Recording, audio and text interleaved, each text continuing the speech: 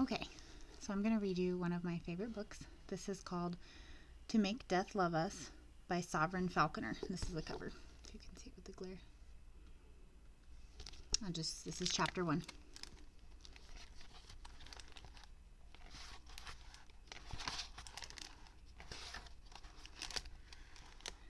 He killed her because she was naked. It was innocent murder. The deaf-mute strong man slept under the huge truck that transported the traveling sideshow. He'd seen the girl before, only hours ago, in the company of 2 men. They had been quite some distance away when his eyes discovered them.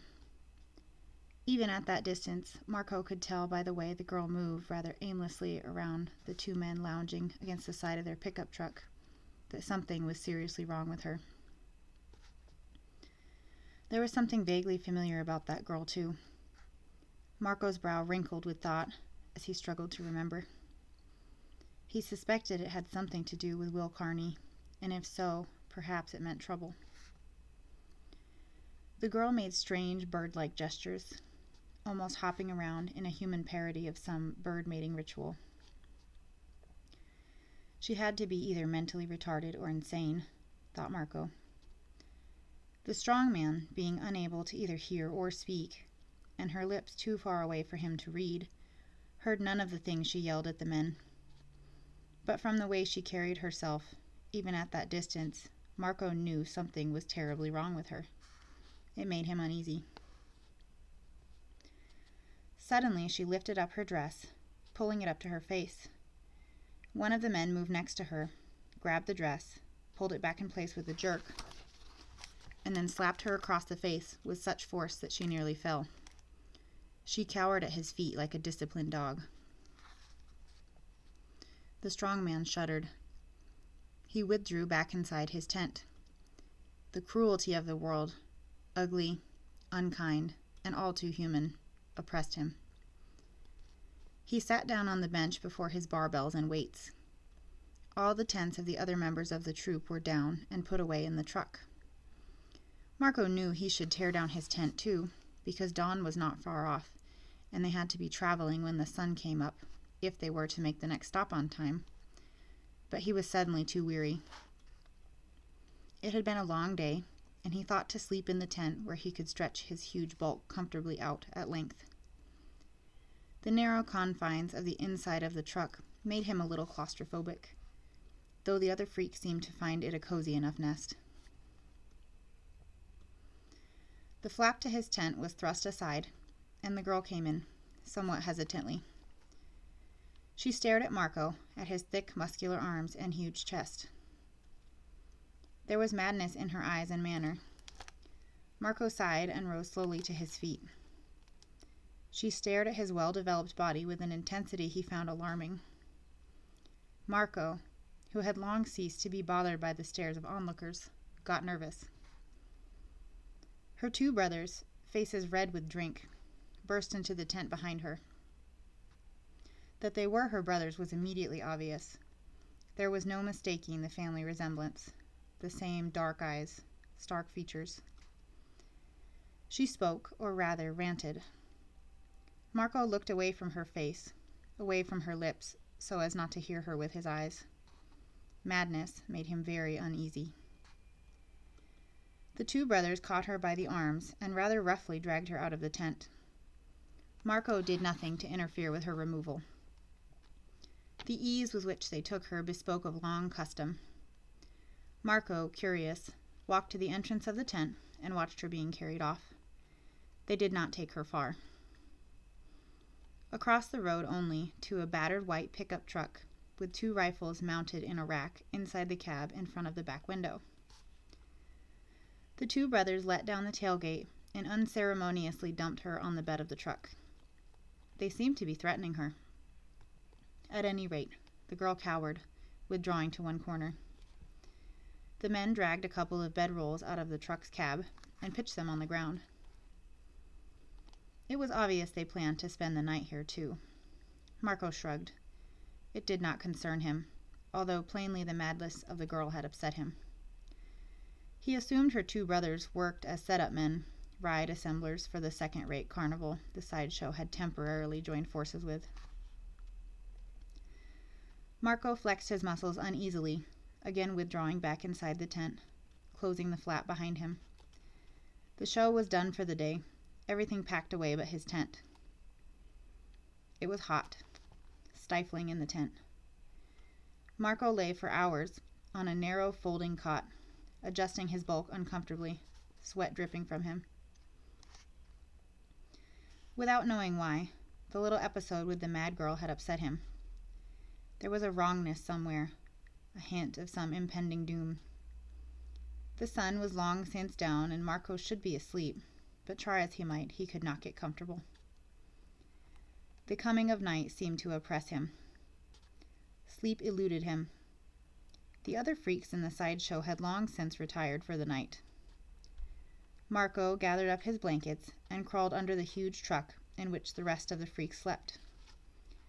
There was something comforting in the presence of the huge vehicle which was his home, of sorts, as it was for the other freaks in Will Carney's traveling sideshow. Besides, it was much cooler out here. Finally, it seemed, sleep found him. In the dark of the southern night, a pair of strange eyes watched him as he slept. The truck was a big old International, the kind used for hauling furniture interstate. It wasn't the biggest of them, but it was big enough for the sideshow's purposes. The cab and engine were a part of the whole rig, and not separate like the new ones are. There was a crawl space behind the driver's seat where a partner could sleep on overnight runs, and a window above that. The window was there so movers could look back through to see if the load was riding all right, and served no other useful purpose. It couldn't be opened out or slid aside. The glass was sandwiched for safety's sake. The back was a big clamshell tailgate that opened up and ramped down. There was a smaller door in it, so if anyone had a mind to look around inside, they wouldn't have to open up the whole thing. On top was a ventilator like a mushroom, about as big as a baby's wash tub. There were no windows or openings on the sides of the truck. Instead, a big poster was emblazoned on both side panels, declaring the identity and intentions of the people who traveled in her. Bold letters at the top said, Will Carney's Traveling Carnival. The owner's face, Will Carney himself, wearing a straw hat, smiling, his eyes painted to look warm and friendly, took up a good half of the space on the poster. The rest of it was given over to a highly colored representation of the rest of his troupe and what they were about. Paulette, the human pachyderm, also billed for the less schooled as the fat girl. Peppino, the rubber man. Colonel John Thumb. He wanted to be billed as a general, but everybody agreed that if he was going to borrow the fame of P.T. Barnum's celebrated midget, he'd best be a lot more subtle about it. Marco, the silent Samson, who now lay under the trucks beginning a dream that would end in murder. And lastly, the oddest of all the freaks, beautiful Serena, the moon girl, an albino with skin like milk, hair like weed floss, blind eyes, and a strange power within her that grew with each passing day. The poster had been done by a cut-rate sign painter and was no work of art. It was scaling and peeling off in places so that their faces looked leprous. Some underpainting showed through in spots. If somebody had the mind to look real close, they could see that once the figure of Will Carney, the owner, had had a hand that juggled 6 red balls and a legend that billed him as Will Carney, the greatest juggler in the South. Rare modesty. Someone had crudely painted out the hand and the legend with paint that did not match the rest of the poster. Marco was having a dream. He saw the mad girl coming toward him on all fours. The moon was up, full and huge in the sky, like an obscene cue ball, and he could see her clearly. She was quite mad. It was clear now. Mad and naked. Her small child's breasts were wholly revealed, held high as if in offering. She crawled in under the truck after him. Her eyes rolled wildly in her head, and her lips contorted soundlessly, the cords in her throat bulging with effort. He supposed in the dream that she was screaming at him. Even in the dream there was no sound. Marco lay under the truck, watching her coming up on him like a wild animal stalking its prey. And he knew he would wake up before she reached him, for that was the way of dreams. Her hands touched him, caressing his mighty chest. For a dream, it was terribly real. It was such a surprise, such a shock, that Marco reacted before he could think. His huge hands went against her naked body, and he shoved her away with all the strength in his corded arms. It was her nakedness that frightened him the most. It made her madness all the more intolerable. The night itself was alive with noise, but Marco heard none of it. Car doors slammed, men shouted as they stumbled in the dark, cursing, running blindly in the dark toward the source of the screams. The girl was propelled backward as if thrown by a catapult. Her body smashed with a sickening thud into a utility pole a full 15 feet from the back of the truck. Her head snapped back and she slumped into a heap at the base of the pole. Blood spurted from her mouth and ears, and her head lolled sideways at an unnatural angle. Her neck had snapped like a twig. For a dream, Marco found it all to be sickeningly real. He stirred, shuddered, waiting for the moment that would shake him out of this nightmare. A face seemed to hover over him, intruding in the strange dream. It belonged to Will Carney, the owner of the sideshow. He seemed to be shouting at Marco. An arm and hand reached out for him. As part of the dream, it had no meaning to Marco. Will shook his shoulder roughly. In the distance, someone turned their headlights on, and Marco could see the mad girl's two brothers standing in the headlights' glare beside their pickup truck. They were screaming, although Marco could not hear it.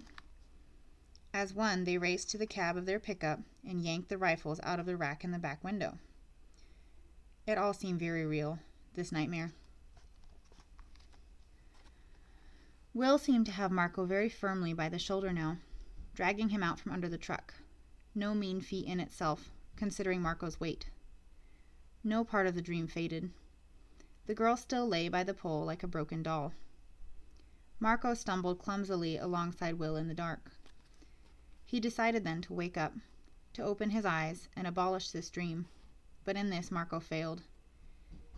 He found with a shock that his eyes had been open all along, and that this was no dream. It was real. It had all happened. At Will Carney's frantic urging, Marco steadied himself and ran with Will toward the cab of the truck. A shot rang out, and something fierce and hot and heavy stung Marco in the shoulder. Marco did not hear it, only felt it tearing through him. Will screamed and practically heaved Marco bodily up into the cab. Marco reached back with one hand and gathered up Will Carney, heaving him across his lap as if Will were no heavier than spun cotton, plunking Will down behind the steering wheel. To Marco, it was all still like a dream, but his head was clear and his huge body was quick to respond.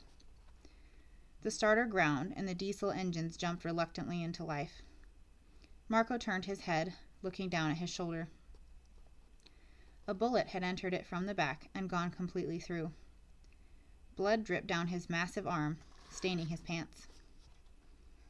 Will slammed the truck into gear, and they jumped forward to the accompaniment of screams from the freaks inside the van of the truck. A dark figure leaped up on the running board, and a rifle barrel smashed through the window. Marco reacted with a quickness that belied his size. He seized the gun barrel with both hands and twisted it into a U shape. The gun went off, exploding into fragments. Pieces of metal shattered the lower right-hand corner of the windshield. Several pieces of gunmetal struck Marco in the chest and legs. The man who had fired the gun was thrown off the running board by the blast. Will Carney pushed the accelerator to the floor, and the truck careened down the midway, tires squealing in protest. They weaved dangerously from side to side, down the narrow concourse. The rear end of the truck snagged an edge of canvas, and a half-erected shooting gallery collapsed into the basketball throw concession. Marco shook his head. It had all happened so fast. He stared at the ragged hole in his shoulder. The gunshot wound was real enough. The girl, too. He'd killed her. Quite by accident, but true all the same. His great strength had betrayed him. Funny, he should have thought it all a dream. Marco almost never dreamed. Dreams took more imagination than Marco had.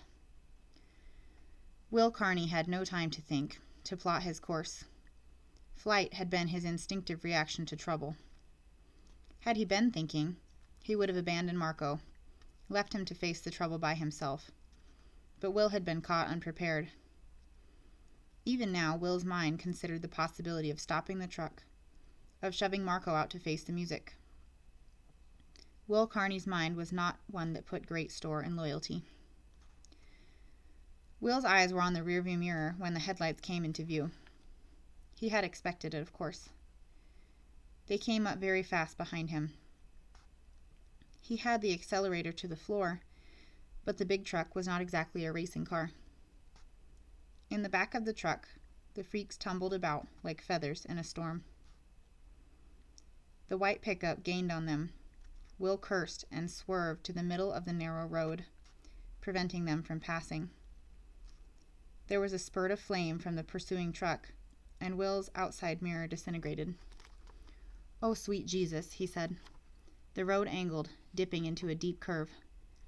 Will took the curve too high, and in the middle realized that he would not make it. He had no time to even cry out. Will's eyes caught something brown and flat in the glare of the headlights, something dividing the heavy brush at the top of the curve. Instinctively, Will ducked down behind the wheel, bracing himself for the inevitable crash. Marco's huge hand came out and seized the wheel. With a mighty yank, he hurled the truck to the right, down the narrow dirt road branching off from the top of the curve. It was an impossible turn for a truck that size and at that speed, but somehow the truck lurched sickeningly, bucked, sawfished as it went off the road, and then tailed out and, guided by the strong hand of Marco, found the bed of the rutted lane and plunged down it. The road seemed to go straight down. It was a logging road, rutted and gutted and not used since the turn of the century. The truck thundered down the mountain road like a storm-maddened bronco. The pickup truck went past the turn-off, brakes locked, tires squealing. It stopped, spun around completely in the road, stalled out. It started up again immediately, roared back toward the cutoff, turned, and plunged down the old logging route after them. Will rose back up, knocking aside Marco's huge hand from the steering wheel, taking control of the truck again. He couldn't understand what had kept them on the road. Marco slumped back against the seat. The demand on his strength, coupled with the loss of blood, was beginning to tell on him. The horror of what had happened was just beginning to sink in. It washed over Marco in a tidal wave, draining him of all strength. Without meaning to, his huge body had betrayed him, taken the life of a girl. Mad, perhaps, but still a human being for all that. His huge body and slow mind clouded with sorrow and shame. Will had no time for such thoughts. The road down which they plunged twisted and dove and bottomed out in hideously complicated S-turns. He had all he could do to keep the truck on the road. The ruts and washouts threatened to rip out the bottom of the truck. His head, time and time again, smashed into the ceiling of the cab as the truck bottomed out. The freaks in back of the truck were screaming in terror, but Will Carney had no thoughts for them, only for survival. For Will Carney, for piloting this mad rush down the mountain. The pickup truck slammed down the mountain after them, rapidly gaining on them as they plunged headlong down the dark North Carolina mountain. Its headlights picked out the huge truck clearly. It rushed down on them. Around one hairpin curve, it came down so fast on them the front bumper caught a piece of the tailgate, almost ramming them on past the turn to crash into the side of a cliff. Somehow, Will Carney kept the truck aligned with the curve. As if to add to their troubles, a raindrop smashed against the windshield, poking a hole in the dust. Then another, and another. Huge droplets. Will Carney gripped the wheel as if it were life itself. "My Lord," he said, as though it were a blasphemy. He was terrified. The first drops became a host. The driver turned on the wipers. They sang and squeaked across the window with every swipe. The rain tumbled in sheets across the glass. The road, ruined as it was, almost disappeared from sight. "My Lord!" gasped Will, finding no comfort. The truck plunged madly down the mountain, on the one side of the rock cliffs, and on the driver's side, a sheer drop into nothingness and certain death. Inside the body of the van, the human attractions rocked back and forth, thrown violently from their seats, cursing and crying by turns. All the gear and housekeeping goods were with them in that space, lashed down but not so secure that anyone in the back would feel cheerful about it. Paulette, the fat lady, kept her eyes closed, even in the almost dark, because it stilled her fears a bit. Serena's eyes were wide open, seeing absolutely nothing, and wishing to God she could so that she wouldn't be so afraid. She could taste death on her tongue, could even smell it in the very air. The death of the mad girl was not unknown to Serena, nor was silent Marco's part in it. Her mind held a window open to the world her eyes could not see. Peppino had his arms and legs braced here and there. He looked like a big spider clinging to the center of its web. He was afraid for himself in all the lurching and bumping. A double-jointed man is fragile to injury. The midget, John Thumb, was the cursor among them. His swearing did little to chase away his own fears. The rain came down unmercifully. What dirt there was on the granite face of the mountain ran out from beneath pebbles and rocks, down the fissures of great age, and made the road even more slick and treacherous. Up above the roadway, some distance ahead, the mountain shuddered in the wet, and a fall of dirt and small boulders rattled down to the old road. Some of it spilled across the road like swallows skating across the sky, and plunged over the edge. The echoes of the rocks falling, were there anyone to hear, would have been a terribly long time coming. Will Carney rode the brakes with all his strength. They felt spongy and unresponsive. They were beginning to wear thin. Ahead of him, the mountain gave up a piece of itself. A massive slide swept down the face, ripping up a half-dozen stunted sugar pines, crashed down on the ruined road, and gouged a huge section out of it, tumbling it down to the bottom of the gorge. Will Carney double-clutched, slammed the stick shift into low gear with his one good hand. His right foot was set halfway from gas to brake. The pickup in back of them smashed into their tailgate again. Will's foot hit the gas pedal, slamming the truck forward, pulling away from the truck ramming them. The lightning flashed, and in that brief moment, Will saw an emptiness in the dark ahead that wasn't right. His belly told him before his eyes. The yellow wash of the headlights caught the raindrops falling free in space, falling in that way that says there's no ground underneath. Boulders still spilled down the mountain, careening down past the headlights, plunging into the gorge far below. Will's foot slammed on the brake pedal, too hard. The truck's wheels locked. It skidded toward the pit.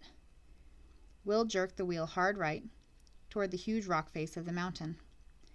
The big, all-weather tires on the truck fought the rain-soaked surface of the road, and lost. Marco's huge body slid across the seat, slamming into Will, pinning him against the driver's door, tearing the steering wheel out of his hands. The truck hit the mountainside, half-tipped, ran a wheel up a slope of earth and rock newly deposited by the slide. The front went out into space. Its weight threw it a good distance as it started to fall over the edge, into the darkness below. A projection of rock slammed into the top of the van, ripping the metal.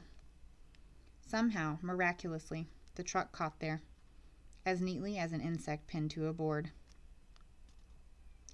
The cab and 2/3 of the body were suspended over emptiness. The right wheel had purchase on doubtful ground. A delicate balance was keeping her cradled on the breast of the mountain. Marco's door was jammed right up against the belly of the slide, with no way to get out. The pickup truck roared down on them, headlights impaling them. Will screamed, awaiting the impact that would send them over the edge and to certain death. Serena smiled in the darkness. Her mind searched the night. It found those who pursued, and silently, secretly it dealt with them. Her mind went into their minds, and like a bright fire, it sent sparks hurtling down the synapse chains, impulses down into unresisting muscles. The pickup came screaming down the grade, straight for them. At the last moment, muscles responded, surged, and the wheel was wrenched to the left, toward the open sky, and the pickup soared past them off into space. Will Carney heard them scream as they went over. Marco, slumped on his shoulder, saw them go down too, saw the truck bounce once, like a toy kicked down a long flight of stairs. Then the truck burst into flame, pinwheeling like a fiery comet down toward the bottom of the gorge. Serena, in the darkness of the van, could not see the two men die, but she felt it, nonetheless. Their screams seemed to echo within every part of her. Their terror was a huge lake within her. The flames reached her inside the truck. A burning, searing pain burned inside her, but it was soon ended. She fainted. Marco raised himself off of Will, moving back toward his side of the truck. The truck shuddered, tilted, seemed to be going over the edge. "Jesus Christ, don't do that," Will Carney screamed. There was no need for the warning. Marco sensed the skittish movements that accompanied his efforts, and he slumped into motionlessness. Inside the dark van there was screaming. "Don't move back there. Don't you move a quarter of an inch," Will Carney bellowed as loud as his lungs could make. There was some silence, a cessation of movement, but Paulette's whimpering did not stop. Marco moved one hand. His movements were slow, exaggerated by the loss of blood, beginning to tell even on his mighty body. He touched Will's hand and indicated the ignition key. The motor was stalled, but the key was still in the on position. "So what?" Will said, more in fear than anger. He was in a state of near shock. Marco pointed to the floor, at the starter pedal. He was clearly telling Will that he might, just accidentally, stomp on it and turn the motor over enough to kill them all. Will reached forward, his ears pricked for any grating sound, for any sudden shift in the truck, and switched the key to off. Then he reached over a bit more and turned the headlamps off. Might as well save the battery.